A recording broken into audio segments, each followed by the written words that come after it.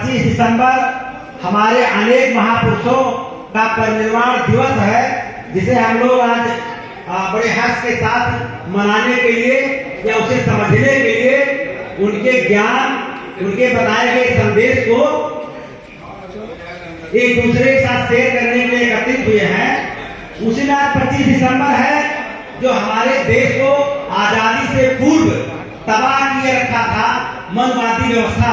उस मनवादी व्यवस्था का जो ग्रंथ मनुस्मृति था, उस मनुस्मृति का आज दहन दिवस है, जिसे बाबा साहब अम्बेडकर ने आज के ही दिन जलाया था। तो निश्चित रूप से अगर हम बाबा साहब अम्बेडकर तथागत गौतम बुद्ध साथ ही साथ अपने बहुजन समाज में जन्मे अनेक संतों, गुरुओं, महापुरुषों का सम्मान करना चाहते हैं, उनके रास्ते पर चलना चाहते हैं, तो जो काम सफाई का बाबा साहब अम्बेडकर ने मनुस्मृति जला करके किया था, संत गाडगे ने, जिन्हें सफाई का, स्वच्छता का जनक कहा जाता है, तो स्वच्छता का जनक औचित्य कचरा साफ करने का वो जो गलियों में, आपके मोहल्लों में था, उससे तात्पर्य नहीं है। आज का दिवस उसे उन्हें याद करने का लिए इसलिए है कि हमारे दिमाग में मानववादी व्यवस्था का जो पोषक विचार है, उसके विपरीत जो विचारधारा है, उन विचारधाराओं को हमें साफ करके निकाल देना है। जैसे बाबा साहब अम्बेडकर ने मनुस्मृति जला करके और नए जीवन, नई संस्कृति, नई सभ्यता का शुरुआत किया था। हम सभी लोग अनेक जो हमारी संस्कृति है, इन संस्कृतियों का कैसे लोगों ने विलुप्त करके अपनी संस्कृति हम पर थोपा है, दो पंक्तियों के साथ हम उसे बताने का प्रयास करेंगे और अधिक समय आप नहीं लेंगे साथियों।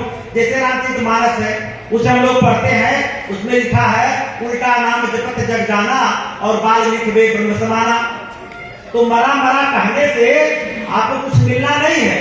उल्टा का औचित्य हमें आपको पदार्थवादी जो सिद्धांत है, तत्व का जो तत्वदर्शी ज्ञान है, तर्कवादी जो सिद्धांत है, उसे पढ़ करके समझने की जरूरत है।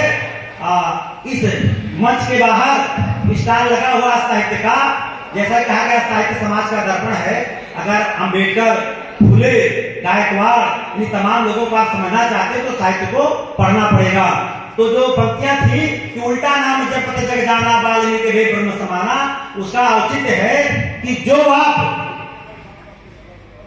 मानववादी व्यवस्था की विपरीत दिशा की संस्कृति है, उसको उलट दीजिए और मानववादी जो व्यवस्था है, जिसे हमारे रामस्वरूप वर्मा साहब ने दिया, जिस संस्कृति को बाबा साहब अम्बेडकर ने दिया, जिस संस्कृति को तथागत गौतम बुद्ध ने दिया, जितने लोग यहाँ बैठे हुए हैं, आज से कुछ दिन पहले उसके उल्टे थे और उसको उलट करके आप इधर चले आए हैं, तो आप सीधे हो गए हैं। तो हमारी माताएं, बहनें और सम्मुख बैठे सभी साथी, निश्चित रूप से जो मानववादी विचारधारा का पोषक संस्कृति है, पोषक संस्कृति है, उसको उलट करके मानववादी विचारधारा के जो सापेक्ष संस्कृति है, उस पर चलने की जरूरत है। और ये महापुरुषों की जो जयंतियां मनाई जाती हैं, जो परिनिर्वाण दिवस मनाए जाते हैं, उससे उनका कुछ बनना बिगड़ना नहीं है।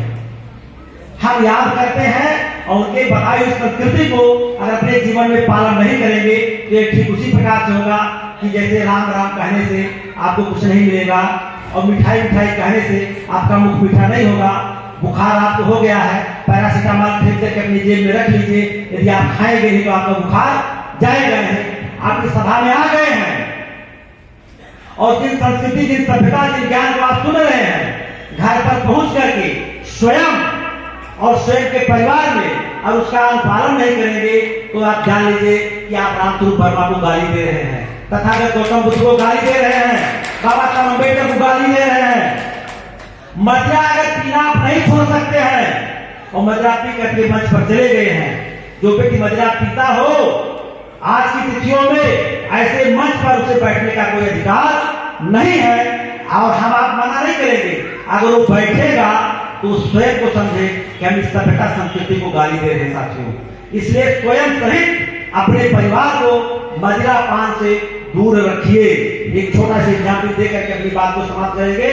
हम अपने गांव में एक भाई बिरादरी के व्यक्ति हैं, उनके लड़की की शादी ढूंढने जा रहे थे। वो लड़की आई और कही चाचा चाचा, तो उनका जो चाचा था बोला हाँ बताओ भैया, शादी ढूंढने जा रहे हैं बस एक बात मैं निवेदन करूंगी, आप उसके पास देखो धुर्ते मिट नहीं होगी, आप शादी कर लेंगे तो हम निभा लेंगे।